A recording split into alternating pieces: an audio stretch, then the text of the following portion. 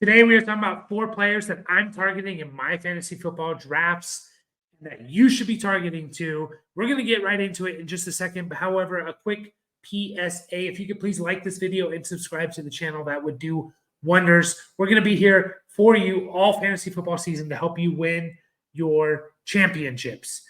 So, like I said, in today's video, we are talking about players that I really am intrigued by given their current ADP. Now, it is only July 29th. We're still over a month away from the football season starting. Training camps just started, so a lot can change, of course. However, it's never too early to start kind of mapping out players that you want to target, given the value in which you can get them at. And we're going to go over 4 today at each position: the quarterback, running back, wide receiver, and tight end. We're, as always, going to start at the quarterback position. And a quarterback that I am really intrigued by, given where he's currently going, is, as you can see by the picture, quarterback Deshaun Watson.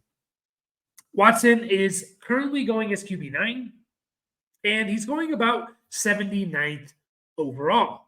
So if you think about it, 79th overall in a 12-team league, you're looking at mid-round 7 that you can get Deshaun Watson. And this is kind of the area where I start to think about quarterbacks. Now, I'm always looking for value at quarterbacks. And you guys know in your home leagues that quarterbacks are probably overdrafted a little bit, especially the people that maybe don't watch fantasy football videos, listen to fantasy football podcasts. Quarterbacks always go a little earlier than maybe they should, just be given the name value, right? You see Patrick Mahomes, you see Josh Allen, you see Jalen Hurts. People say, I know that name, and they draft them. Quarterbacks, to me, in a 1 quarterback league, I think I preferably like to wait on them. And round 7, 8, if there's guys falling and there's guys that I think are good value, is where I kind of start thinking about quarterbacks. And that's what we have with Deshaun Watson. He's going in mid to late 7th round. And I think I honestly think Deshaun Watson has top 5 overall potential. Before last year, from 2018 to 2020, before he was suspended or held out the 2021 season, Deshaun Watson was a top 5 quarterback 3 straight years. Not many guys can say that. There's not many guys that can get to that top 5 quarterback level. Deshaun Watson was one of those for 3 straight years. Then he had the whole situation in Houston and missed basically a year and a half. And he came back and he didn't look great. I get it. He did not look good at all. However, what can you expect from a guy going to a new team, learning a whole new system? Not really. I think he was able to practice, but he wasn't in there playing the games, and came back for the last 6 weeks, 7 weeks or so, and just didn't look good. However, I'm kind of throwing that all out the window, and I think Watson can kind of return to where he was 2018 to 2020, again, where he was a top 5 quarterback. We know he can pass the ball. He can do it with his arm. He led the league in passing. Last time we saw him play a full season in 2020, Deshaun Watson led the league in passing with over 4,800 yards, 33 touchdowns, and only 7 interceptions. Those are elite numbers. If you can get to over 4,500 yards and over 33 or more touchdowns, those are extremely elite numbers. Now, on top of all that, Deshaun Watson can run the ball. In his career, he's averaged about 27 or 28 yards rushing a game. So he gives you about 400 to 500 yards rushing. And last year, in his 6 games that he played with Cleveland, he averaged 29 rushing yards a game, pretty much to the T of what he's averaged in his career, about 29 yards rushing. And that's significant. That's almost 3 points. If you play in a 6-point per passing touchdown, that's half a touchdown every game that he's giving you. Do the math, right? That's like the equivalent of 8-9 touchdowns over a full season. So he gives you that nice rushing floor where you expect to get about 2.5, 3 points. The guy can give you big points with his arm. I love Deshaun Watson where he's going, and just kind of comparing him to where the other quarterbacks that are going before him. I'm all in on Watson. I'm all in because there's guys like Trevor Lawrence are going before him, and even guys like Justin Herbert are going several rounds before him. And I like those guys. I like both of them. But if I can wait 3-4 rounds and get Deshaun Watson, a guy that I can see being better than those guys, I wouldn't be surprised if he is. I'm all in. So I think all of you guys should be targeting Deshaun Watson as well. We're going to get into it. We're going to get into the running back position, and another player that I am targeting in my drafts is running back James Conner for the Arizona Cardinals. You can see his stats down there from below. I believe he missed 5 games, if I have that right. He either played 12 or 13 games. James Conner kind of misses games every year. He's going to miss 2-3 games most likely. Most running backs are. James Conner is no exception to that. He missed 4 games last year. You see his stats: 782 yards rushing, 7 touchdowns, 46 catches, 300 yards, and a touchdown. So over almost 1,100 yards, 8 total touchdowns with almost 50 catches are really, really good numbers, especially for a guy that missed 4 games. You kind of extrapolate that, and he's going to have 1,500 yards with 60 catches last season and maybe double-digit touchdowns. James Conner, since coming to the Arizona Cardinals the last 2 years and becoming kind of the starter, in 2021, he was RB6 in points per game. In 2022, last year, he was RB10 in points per game. And he has had elite stretches both in 2021 and 2022. Last year, from weeks 9 to 17, James Conner was the RB6. He was winning people leagues when he came back from his injury. I love James Conner. And, right now he's going as the RB24, and he's going like 60th overall. So basically at the end of the 5th round, you can get him. And to me, he's like, if you want to take the approach of you grab, let's say, 3 receivers, and, you get like an elite tight end and 3 receivers, or maybe you draft one of your quarterbacks and you get 3 receivers and James Conner is your first running back, I think you're sitting pretty. You're going to do very, very well because James Conner is just a reliable back. He's going to get points. It doesn't matter that Arizona, everyone in Arizona, their ADP is going to drop a little bit because the team's probably going to suck, but that doesn't matter. James Conner was at his best when Kyler Murray was out and the team basically sucked. It was James Conner and no one else, and they fed him the ball, and they're going to do that again. In the red zone, who on this team is better at scoring touchdowns than James Conner? Now that DeAndre Hopkins is gone, you have guys like Marquise Brown, Rondale Moore, Greg Dortch. These guys aren't big red zone threats. They never have been. James Conner is probably the best option for the team in the red zone. And you know what? If Kyler does play the whole season, that's only going to help James Conner, in my opinion. Kyler's going to be running less because of his coming back from a knee injury, especially in the beginning of the year. That means less running. That means potentially more passes to the running back. You dump it off rather than running, and just maybe running the ball more overall. So I love James Conner. I think the guy can easily be a top 12 back once again. Yeah, he'll probably miss 3-ish games or so. But you know what? Most running backs are going to. You're just getting extremely good value for a guy who has finished as like a top 10 running back points per game the last 2 years, and he's being drafted as like the 24th or 25th best running back.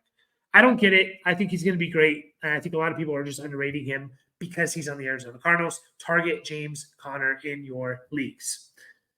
Moving on to the wide receivers. I think last video I made where I talked about 4 players that I'm avoiding in fantasy football drafts. It was like Trevor Lawrence and Travis Etienne. So I was kind of hating on the Jaguars a little bit. So now I'm going to show him some love. And a guy that I am targeting in this year's draft is wide receiver Christian Kirk. You can see his stats last year, the best season of his career: 84 catches, 1,100 yards, and 8 touchdowns. He played all year, which is nice, and that was good to land him in wide receiver 14 in total points and wide receiver 22 in points per game. By the way, these are half PPR. I don't know if I mentioned that, but half PPR is kind of where I base all these numbers. So he's wide receiver 22 in points per game in half PPR. So, he's just a solid number 2 receiver. And something I don't get is he's going as wide receiver 31, 75th overall. 75th overall, so that means you can get him in the 7th round. If you think about, again, how you plan your draft out, let's just say by that point, what do you have? At least 3 receivers in 7 rounds or 6 rounds. You have at least 3 receivers. Christian Kirk is like your wide receiver 4. Think how good that is. Everyone's talking about the Jags, and everyone's talking about the improvement they're going to be, and it's everyone's darling team this year, and Trevor Lawrence is going to take the next step. Everyone's expecting that. Yeah, it doesn't reflect for Christian Kirk, and I understand Calvin Ridley is there. I get it, and last time we really saw Calvin Ridley play a full season, he was an elite receiver. But if we do expect Trevor Lawrence to take a step up, he threw for 4,100 yards last year, and we do expect him to take that next step. Let's just say he throws for 4,500 yards. I don't think that's a big stretch. 400 more yards, takes the next step. Maybe throws 32 touchdowns or something like that.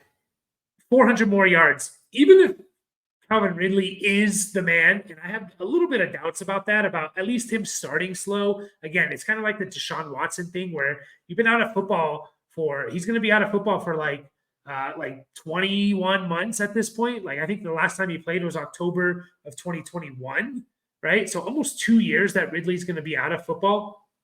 And I don't think you're just going to come back and hit the ground running. I really, really don't. Now, it's a little bit different situation because, he'll be starting the season and Deshaun Watson wasn't. But I expect Ridley to take at least a few games to kind of get going. But even if he doesn't, let's just say Ridley is the man. Ridley is one of the elite wide receivers, and Ridley puts up 1,300, 1,400 yards. If you think that Trevor Lawrence is going to take a step up and throw for 4,500 yards, where are the other 3,100 yards going to? They're not all going to, Zay Jones and Evan Ingram. Maybe those guys combined for 1,500 yards, right? They combined for 1,500 yards. So you're still looking at 1,600 yards left over. That's not going to the running backs or to Jamal Agnew or something. That's mostly going to go to Christian Kirk. I can easily see Christian Kirk basically put up identical numbers as last year, even with Calvin Ridley going off. And again, I have doubts that Ridley's just going to be returned to form. Maybe he has the last 6 weeks type of stretch where he gets going. But I really, really think that Christian Kirk has the chance to be the best receiver on this team. And you can get him at a place where you're drafting him you're drafting him around guys that are not going to be the number one targets. Just kind of looking through the ADP once again. Like I said, he's going 70 wide receiver 31, 75th overall. The guys that are going around Christian Kirk in half PPR leagues, you have you have guys like Mike Evans, Marquise Brown. Okay, these guys are number one receivers, but Brandon Ayuk could be the third target on his team and wouldn't be surprised. Treylon Burks, what do we know about him? George Pickens is at best the second target on that team, in my opinion. JSN is the third receiver on Seattle. So you're drafting them around all these guys where there's a lot of uncertainty, and Christian Kirk could be the best receiver, the number one target getter on a team that we all expect to be pretty good next year offensively. So I don't really get it. If we all love Jacksonville, why are we kind of hating on Christian Kirk? For me, I think it's almost impossible for him to finish as wide receiver 31 if he's healthy all year. I went back and looked at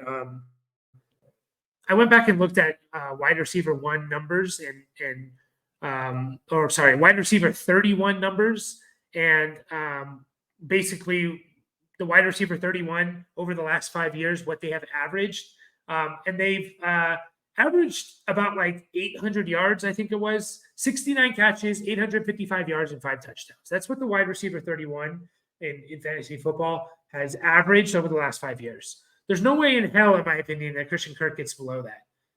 There's no way in hell. So I think at worst, you're getting his floor. And at best, you're getting a top 16 receiver, if he stays healthy all year. So I love Christian Kirk. I love where he's being drafted because I think there's really true value. And another thing is he's going let me just double check this. He's going almost 30 picks after Calvin Ridley.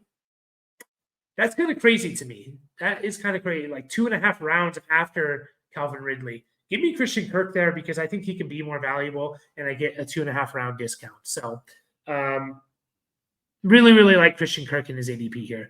We're going to get into the last position. That is the tight end position. And a tight end that I like is Tyler Higbee. Now, traditionally, how I approach the tight end position is I do the wait and I take a couple shots on late round guys. I think history has proven when you look at the top 8 tight ends the top 8 tight end finishes every year, half those guys come from later in the draft, come from double digit rounds. And the other half are like Kelsey and Andrews and that. But I think there's a lot of value in waiting on guys. If I don't get Kelsey or I don't get Mark Andrews maybe in the 3rd round, honestly, I'm not gonna reach for guys like Hawkinson or Goddard. I'm not going to reach for these guys in the fifth round. I just don't think they're enough of a difference maker. And when you really look at it at the end of the day, it's like, oh, like Hawkinson averaged a half a point better than, or Goddard averaged a half a point better than like Gerald Everett last year. So where's the value where I can get Gerald Everett in round 14, or I can take Goddard in round 6? I don't see the value. So I like the wait and see approach, and I like to take a stab at two guys and hope one of them hits. And the guy that I'm really, really interested this year is Tyler Higbee from the Los Angeles Rams. You can see his stats down there. He had 72 catches, which is quite a lot for a tight end, 620 yards, 3 touchdowns. Now, Tyler Higbee, you can currently get him, just double checking, I think you can get him as the tight end 16.